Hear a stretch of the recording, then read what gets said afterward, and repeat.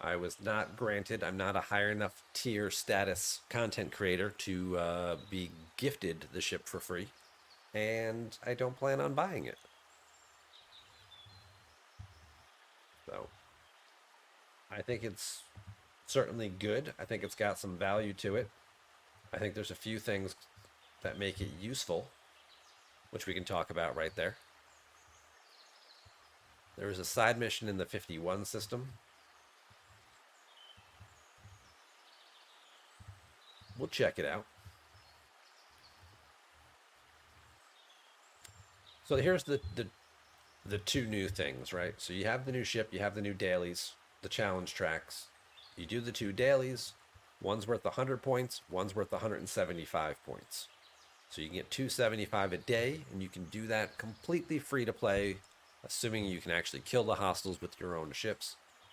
Doing so will get you through the first 5 milestones here, because it's, pull up Mr. Calculator here.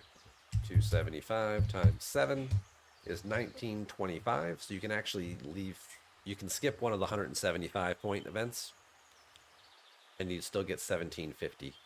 And that would be enough to get the first 5 milestones. That's going to get you 10 Uhura shards a week. It's also going to get you a couple hundred, I think it's 950, 5, 7, yeah, 950 of the new challenge credits. It's 500 for a ship blueprint pull. So you're going to get some of it there plus some from the dailies. So you'll still be able to do a couple of blueprint pulls a week.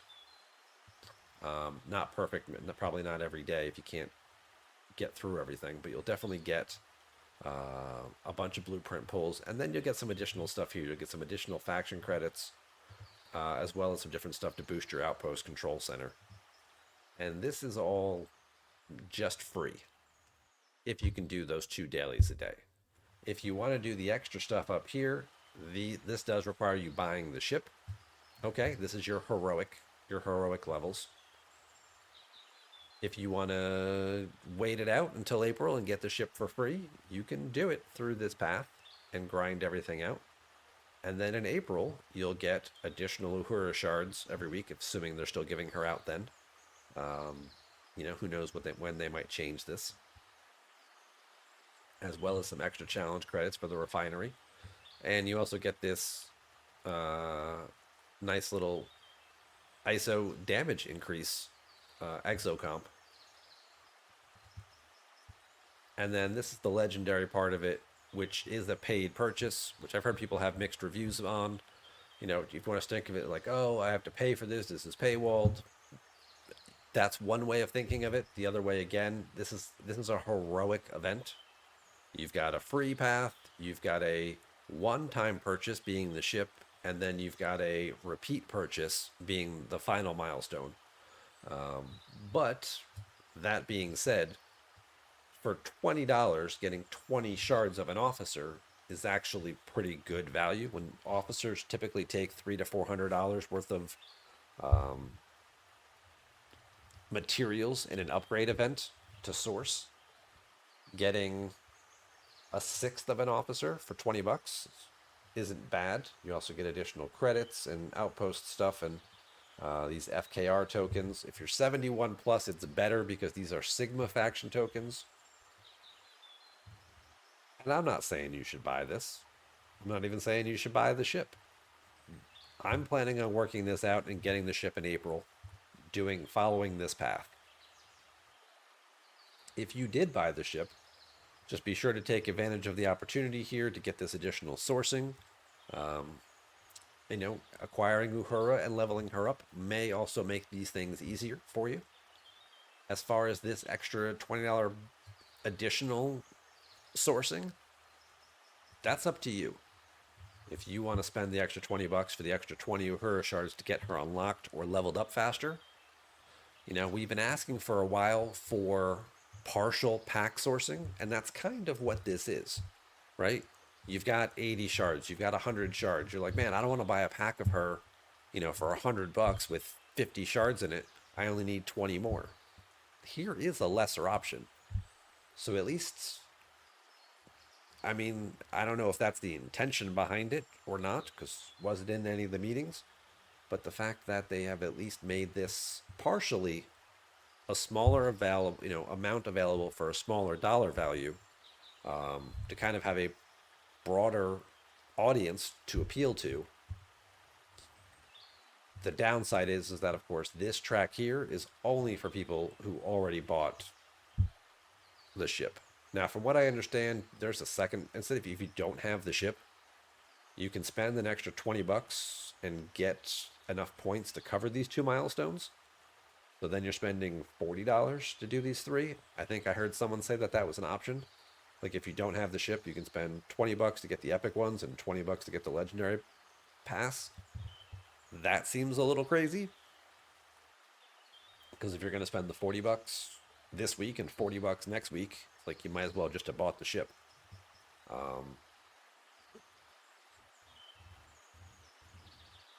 But yeah, no, I know those aren't Sigma for me, Silosh, because I'm still G6. So I just get regular FKR tokens, which will be helpful for sourcing my epic if my DTI store hasn't done enough of that for me already. These are less valuable to G6 and to G5 players. G7 players getting Sigma FKR tokens is a much more valuable proposition for them. And I can understand that this is probably targeted more towards them to begin with. This little column here. But if you just ignore that, right, if we could just scroll over and just scroll that off the screen, and you just ignored that and you're like, well, what am I getting out of here? I'm doing 2 extra dailies a day for new content. I'm getting a new way to source the ship plus 10 officer shards a week. Okay, that's going to help me with my Uhura sourcing. Oh, and it's going to help me upgrade my stupid building as well. Get that done a little faster, because this outpost building, once I get to 40 on that, well, then I can get an additional ship in there. When you get the building to 40, you get the ability to get the 3rd ship.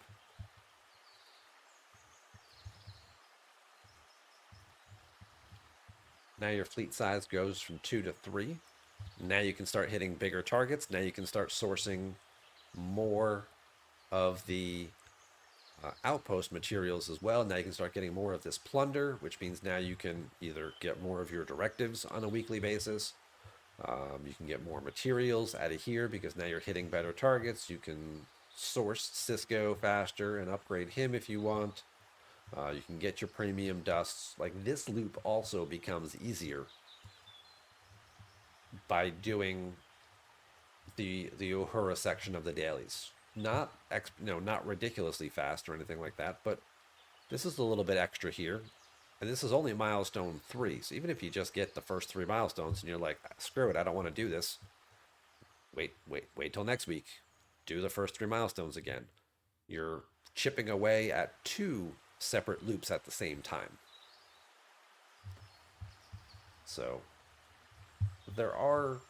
once you get over that knee-jerk reaction of, oh god, something else I have to pay for, you don't have to pay for this. This is a stretch goal. This is the spender's whale luxury item. This is the heroic top milestone. This is what everyone else should be focusing on. These 5 milestones right here.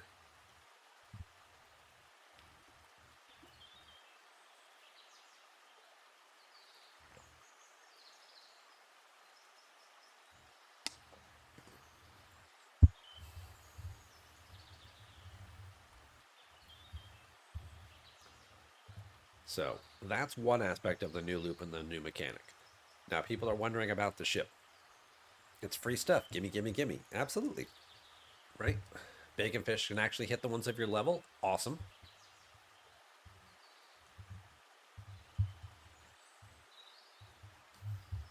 And you said there's a side mission. Hey, there's a side mission. Look at this system right here. This is Starship Oh My. Okay, so this is getting some additional points. So here's the other mission. Perfect. There you go. Not reading the dialogue. Sorry, Scribbler. Not reading the dialogue.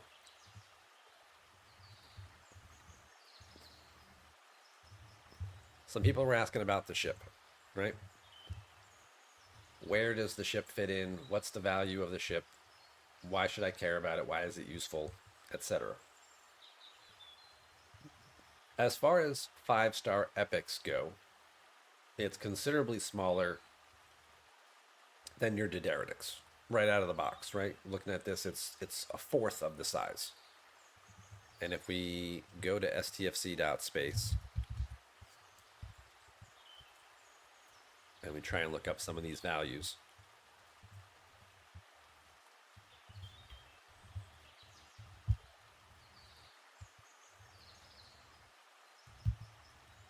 like what is a Dideritics?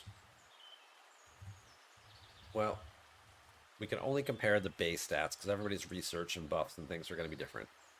So the max DPR is 3 million per round on a Dideritics. That's what it caps out as. So only using G5 materials, it gets you, you build it at 60 and you use it for a while. And then you get, obviously, you get additional bonuses and things like that from having it. At tier 1, you're starting out at a DPR of 1.3 million. And like I said, it's going all the way up and capping out at 3.3 million. So not a wide range there, but a good starting point for sure. By comparison, Excelsior, just as a general everyday use kind of ship, starts out with a DPR of 85,000. That's not getting much done, other than your specialty loop. And even as you start leveling it up here, we see DPR still very, very low. Very, very low. Once you hit, is it tier 9? So from 7 to 8, now you see a pretty different, significant jump. It almost doubles in power there. And then it doubles again, almost going to tier 9. And now you're up to 1.2 billion at tier 9. And this is where it just starts using 6-star parts, right? It starts using 6-star parts at tier 8. So now you're at tier 9 and you've been using 6-star parts for a little bit. And this is probably where you're ops locked at 61, right? And it's turning a corner. And now it's at the point where the Dideritics started, that 1.2. So the first 9 levels, you're just trying to catch up to a Dideritics. Although you've had it since 51 potentially, whereas the Dideritics you're not getting until 60. But now here's where it starts to grow a little bit, and we start to see the numbers get a little bigger. See if I can zoom out just for a second so we can get all on the same page. And now here you are at tier 12, and now we're looking at 3.6 million base DPR. It has now exceeded the Dideritics at tier 12. Although, you notice we're looking at 7-star common now at tier 12. But that's kind of a short little shelf life there. Whereas now you're using 7-star materials. But it has the potential to grow with you. And now, tier 14, now you're up to, you know, it's basically double what that Dideritics was. But now you're using 7-star materials. But now it's a G7 ship. It's a 567. It's grown with you. And it caps out at a base of over 6 million DPR. And a lot of people are comparing this to some of the other specialty ships that grow with you, right? And if we go look at one of the more popular ones, which is the Relativity.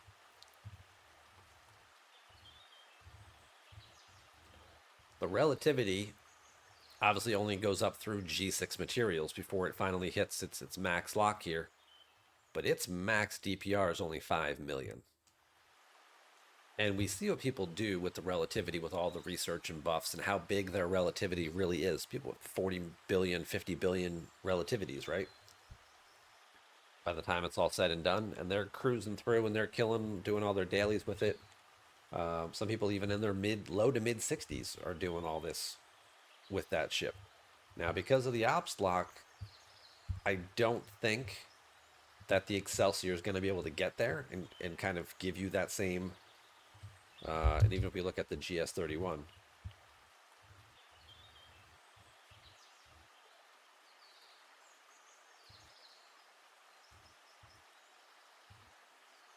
I don't think we're going to get quite the same thing. Like your DPR at tier 9, which is about when you're going to start using G6 materials, you're at 1.7, and then it suddenly goes up to 2.3, and then it really starts to grow 3 million, 4 million, 5 million. And by the time you max this out, you're talking about 11 million base DPR. Like these last two tiers, tier 14 and tier 15 of the GS31, are crazy in terms of the power growth. And while Excelsior certainly is not going to be GS31 in terms of DPR, comparing it to a relativity in terms of it having the ability to do other stuff outside of things, plus it may get additional research. We never know where that's going to go. That tree is going to evolve. But it's not going to be like a dead ship like a Franklin, where it's just going to sit there. It's going to have some additional use. It is a battleship. It's obviously competing with the Cube, but the Cube stops eventually at 70. The Excelsior does have that potential to keep going into G7. So I don't know where the real sweet spot lies for that ship. If it didn't have ops caps and you can move it up faster, and you'd see people trying to do it and trying to take advantage of that in the mid 60s and use that to their advantage. But I do think that,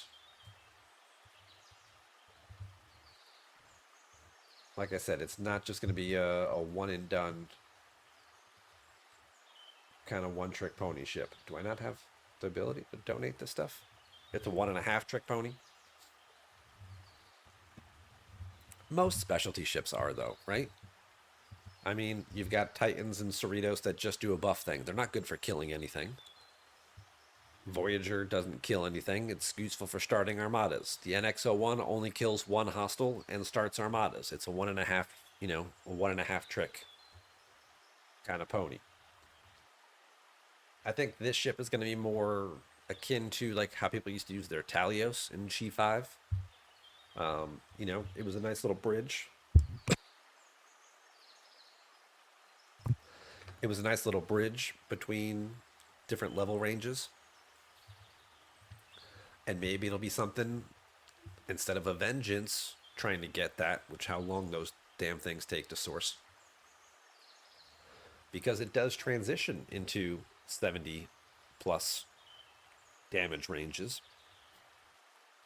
That maybe it's the new bridge between 70 and 73. When the cube doesn't get it done, and when the epics can't quite reach or don't have the power to get it done, if you've been working on your Excelsior since the 50s and been growing it, now you've got the potential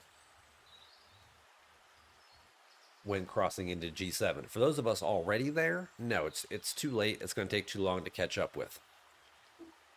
But for those players in the mid 50s, we're just getting that ship now, who it's going to grow with them as they evolve their game over the next 18 months.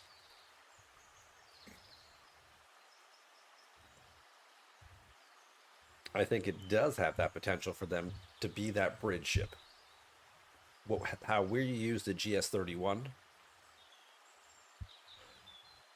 or some of the other specialty ships in place of an FKR ship, I think you might see players using Excelsior to bridge that gap between 70 and 73.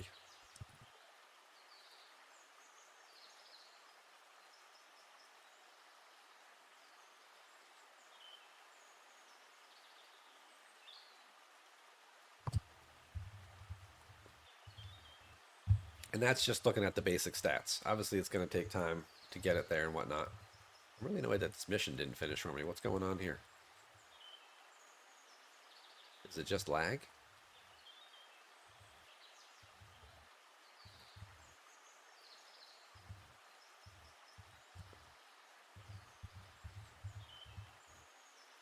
Okay. I guess it was just lag. It took a minute to catch up.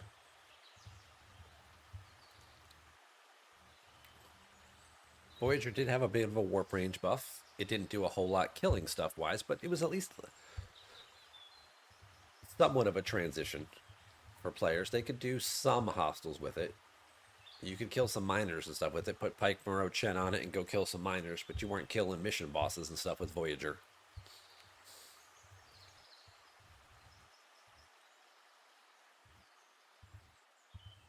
But it did have potential, and it, like I said, it was a transitional ship. It wasn't going to be your everyday thing, but it was going to help you take advantage of certain things while you either got the faction credits you needed or went up a couple levels. Skip the 42s, get to 46, and did it do enough to get you to the rare and let you skip the uncommon? Maybe.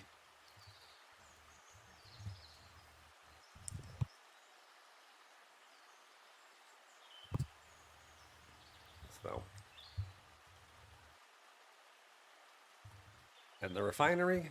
Well, I mean, all specialty ships have refineries, right? And what's in this one? We've got the Excelsior blueprints. You also have the ability to cash in these credits to bring along your other ships, your Squall, your Reliant, your GS-31. The GS-31 has one of the faster upgrade paths, so this one probably not as significant, although obviously anything faster is better because we saw the power jump the GS-31 takes in tier 14 and tier 15. So if you can get it there and get that maxed out, this is a huge increase for you. By comparison, the Squall has one of the slowest upgrade paths.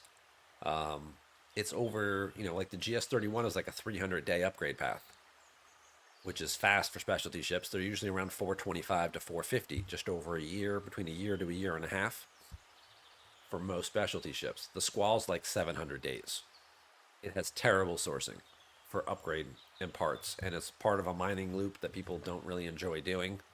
I mean, it is sort of a set it and forget it kind of thing, but then you have to deal with the auto kill hostiles, and your buff wore off, and the node went zero, so it didn't count you as being on a mining node when the hostile hit you, so then it didn't give you the bonus, and then you died. Like it's not very good there.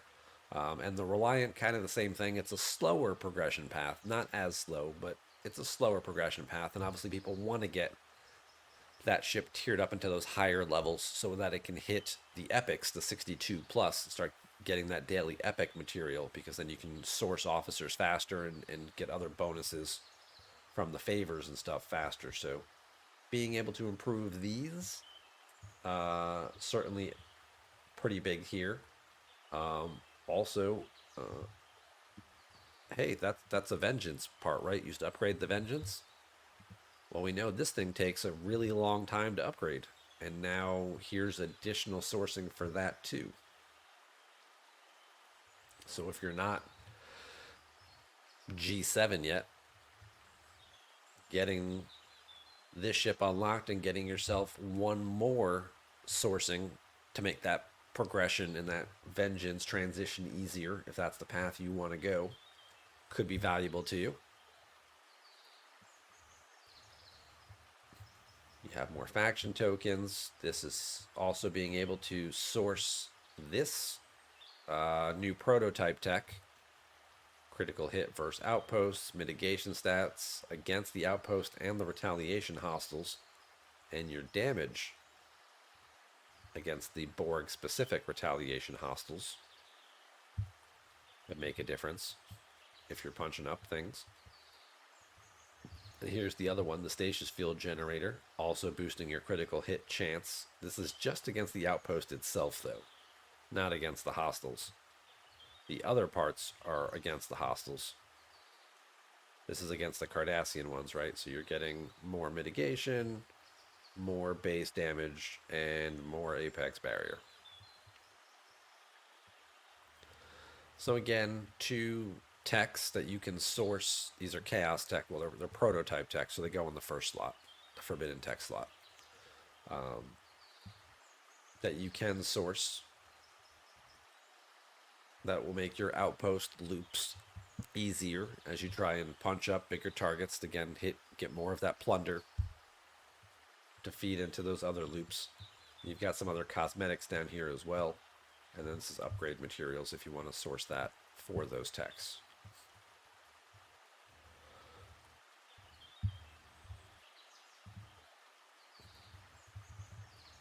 other thing that you are getting for your troubles, bubbles,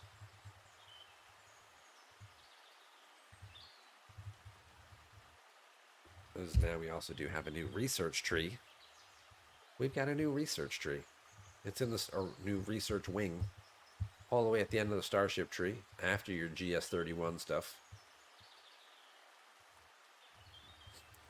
So you've got Excelsior specific buffs, of course, as expected. These are buffs against the summoned Vizier fighters. More Apex Shred, which we know comes in handy. More Apex Barrier, which we know comes in handy. And then here's some PvP boosts. And then here's some FKR boosts. Isolytic defense and weapon damage bonuses. Up to 4,000% for your FKR ships versus hostiles, invading entities, armadas, outposts, and the retaliation hostiles. Up to 4,000%. Now, I do want to check this and see if there's any type of restrictions on these.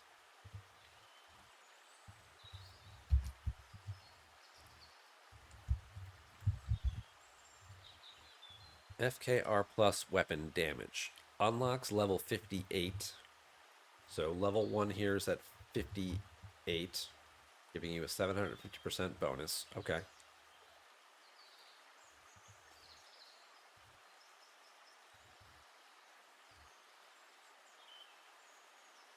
And then, yes, these are significantly ops locked. 61, 65, 69 for the fourth one. And the last two you have to be 71 and 75 for.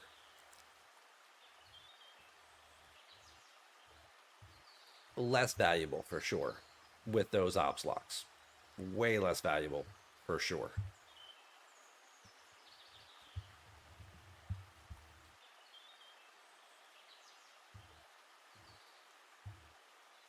I had higher hopes that these would be more useful.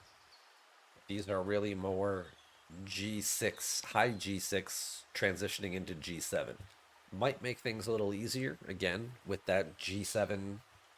If I can get, if you have a 70 epic and you're trying to hit those G7 hostiles and you're doing your dailies and struggling because you're 71 or 72, but you've got this done and now you've got a 2200% weapon damage bonus. Like maybe that makes the fight a little bit easier, and you've got, a couple of tiers here, 50 to 75% more ISO defense, so you're taking less damage from them as well. Like maybe this again makes your transition from G6 into G7 a little less bumpy, and you won't go through some of the same growing pains that the people who are already there are experiencing now. If you're already in G7, no, this is too late for you. This is too late for you. You've already passed it by. If you're, 58 to 60 and you're ready to move into G6, by the time you get this and get out here, it's not really going to make much of a difference. You'll already be well into G6 by the time.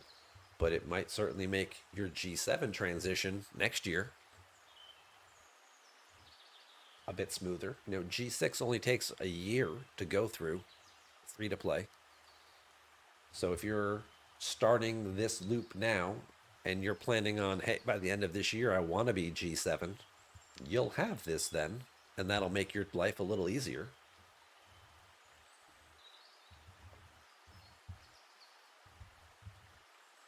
So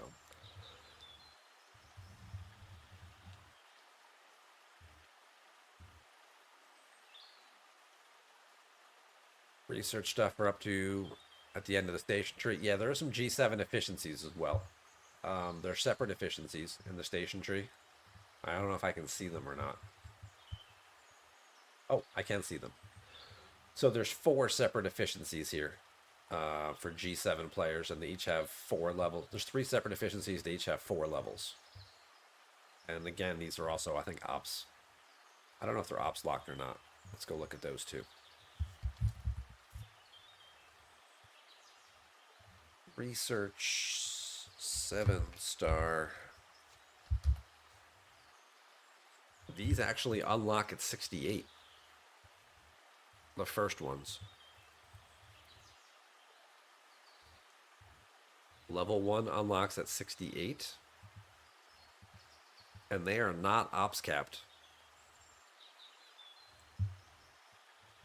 So these unlock at 68. They each take 1,000 V'ger particles, so they're static, and there's 4 levels to each of them. So potentially, if you got started on this loop early and ahead of time, by the time you transitioned into G7 and you're trying to go into 72, 73, and you need to start spending uncommon materials, you could have already banked 300% reduction on each. Now, granted, with all the other things you have, that's not, 300%. That's probably more like 20 to 30% of a net reduction that you're eventually going to see. Just pulling numbers off the top of my head here. But even still, if we go look at like a building upgrade, what does operations going from 72? So operations 72 takes 351,000 uncommon ore. If you have a 300% reduction on that, even if it's 30% net actual benefit, 25-30% net actual benefit to this number here, like that could save you tens of thousands of materials. So for a long-term strategy standpoint, for people who are still mid G6 and starting to think about where they want to be later in the year, end of the year, getting this ship in April and transitioning to that, if you're early on in the process, I think it certainly has some growth potential. And again, it'll help you move through the lower 70s a lot smoother. So there's some silver linings here. It's not all shiny fancy bells and whistles, and it's not doing a whole lot necessarily right out of the box for everybody. It's not going to hit everybody the same way. But I feel like there are some little things here that at least make it worth engaging in the free part of the loop and sourcing the ship for free.